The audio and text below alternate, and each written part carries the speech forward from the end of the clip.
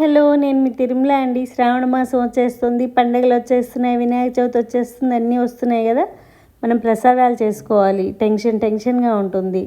అందుకని ఈజీగా ఎలా చేసుకోవాలని చూసేయండి.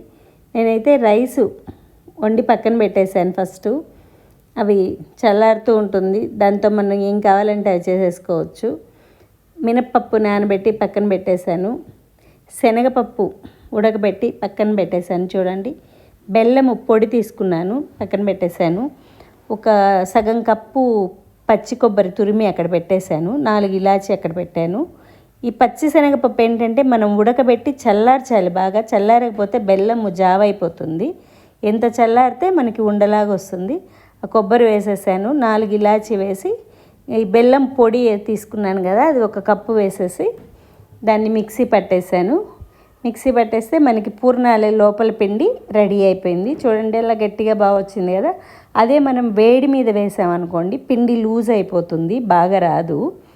అంతే అండి, ఇంకేం లేదు. చాలామంది మాకు బాగా రాలేదు, లూజ్ అయిపోయింది అంటుంటారు. చల్లారిన తర్వాత వేయాలి. చూడండి, మినపప్పు కడుక్కున్నాను, కడిగి మిక్సీలో వేసేసాను. కొంచెం సాల్ట్ వేసి 2 సార్లు అలా తిప్పితే మినపప్పు రెడీ అయిపోయింది. దీన్ని చేత్తో బాగా స్మాష్ చేయాలండి, ఎందుకంటే మనకి ఇది మిక్సీలో వేసుకున్న పిండి వడలు అంతా బాగా రావు. కనీసం ఒక 1/2 అవర్ ముందైనా అలా వేసుకొని పెట్టుకున్నామంటే బాగా వస్తాయి వడలు. కొన్ని ప్రాంతాల గారెలని కూడా అంటారు కదా, అవి మినపప్పు వేసి పక్కన పెట్టేశాను. కొంతసేపు అలా అది నానుతుంది. ఇప్పుడు ఇవి పూర్ణాల కోసం లడ్డూలు చుట్టేసుకుందాం. లడ్డూలు రెడీ అయిపోయాయి. నేను దీనికి గ్లాస్ మైదా పిండి తీసుకున్నానండి. మైదా పిండి తీసుకొని కొంచెం సాల్ట్ వేసి బెల్లం పొడి 2 స్పూన్లు వేసాను. మీరు కావాలంటే చక్కెరైనా వేసుకోవచ్చు, కానీ లోపల బెల్లం ఉంది కాబట్టి పైన కూడా బెల్లం అయితేనే బాగుంటుంది. వేసి ఒక గ్లాసు నీళ్లు పోసేసి కలిపేశాను. ఇది ఏం నాన్న అవసరం లేదు, మనం ఇది ఆయిల్ పెట్టుకొని కూడా రెడీ చేసుకోవచ్చు. ఒక గ్లాస్ నీళ్ళు పట్టాయి నాకు. ఇది దోశ పిండి ఉంటుంది కదా, అలా కలుపుకుంటే సరిపోతుంది. ఫస్ట్ చేసే వాళ్ళకి కొంచెం టెన్షన్గా ఉంటుంది కదా, పూర్ణాలు చేయాలంటే ఎలా వస్తాయో అని. చాలా ఈజీగా చేయొచ్చు, ఏం లేదు. దోశలు పోయడం అయితే ఇవాళ రేపు అందరికీ తెలుసు కదా. ఆ దోశ పిండిలాగా కలుపుకుంటే సరిపోతుంది. మనము గంట తిరిగేసి పట్టుకున్నప్పుడు ఆ గంట మీద పిండి నిలబడాలి, అలా చూసుకుంటే సరిపోతుంది. అంటే ఆ పూర్ణాల పిండికి అంటుకోవాలి కదా, అందుకని గంట మీద నిలబడితే చాలు అంటారు.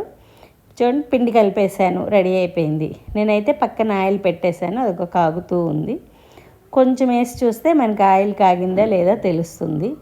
అప్పుడు ఆ పూర్ణాల పిండి అలా ముంచి వేసేసామంటే పూర్ణాలు రెడీ అయిపోతాయి. చూడండి, అలా ముంచేయడం చేత కాని వాళ్ళు, కొత్తగా నేర్చుకునే వాళ్ళు ఎవరైనా చేయొచ్చు. చాలా ఈజీ కదా పూర్ణాలు చేయడం. చూడండి, ఆ ముద్ద అలా పిండిలో వేసామా, పట్టుకున్న వరకు పిండి పట్టుకుంటుంది, అలా వేసేసామంటే పూర్ణాలు రెడీ అయిపోతాయి. అంటుకోకుండా బాగా వస్తాయి మైదాతో. చూడండి, అయిపోయాయి పూర్ణాలు. అదే పిండిలో మనము వడలు వేసేసుకుందాం. దీంట్లో నేను కొంచెం జీలకర్ర, కొంచెం మిరియాలు వేసాను. అమ్మవారికి నైవేద్యం పెట్టేటప్పుడు అవి వేయాలంట, దానికోసమని నేను వేశాను. అలా వడలు మనం ఎడమ చేత్తో కాకుండా కుడి చేత్తోనే వేయాలి. కొంచెము మనకి అరిటాకు ఉంటుంది కదా, అరిటాకు కానీ దొరికితే అరిటాకు మీద వేసుకోవచ్చు. నాకైతే అరిటాకు దొరకలేదు, నేను తమలపాకు మీద వేశాను. చూడండి, లేదా చేత్తో వేయగలము అనుకునే వాళ్ళు చేత్తో కూడా వేసేయచ్చు. నేను చేత్తో కూడా వేసాను, 2 రకాలుగా చూపిస్తాను. చూడండి, అయిపోయినాయి వడలు రెడీ. తర్వాత మనం సుకీలకి పప్పు ఉడకబెట్టుకున్నాం కదా, ఆ పప్పుని కొంచెం తాలింపు వేసేసుకున్నాం అనుకోండి, మనకి గుగ్గుళ్ళు రెడీ అయిపోతాయి. ఆ గుగ్గుళ్ళు ఉడకబెట్టడం, మళ్ళీ వాటిని కుక్కర్లో పెట్టడం అలా కాకుండా కొంచెం జీలకర్ర, కొంచెం కరివేపాకు వేసి ఒక 1/2 స్పూను నూనె వేసేసి కొంచెం పించ్ ఆఫ్ సాల్ట్ వేసామంటే, చూడండి, ఉడకబెట్టిన శనగపప్పు కొంచెం తీసి పెట్టామంటే గుగ్గుళ్ళు కూడా రెడీ. ఉంటే మీరు పచ్చిశనగపప్పు తురుము వేసుకున్నారంటే సరిపోతుంది. చూడండి, 3 రకాల ప్రసాదాలు రెడీ అయిపోయాయి కదా. అమ్మవారికి నివేదన చేసుకోండి. అందరికీ వరలక్ష్మి వ్రత శుభాకాంక్షలు. Thank you.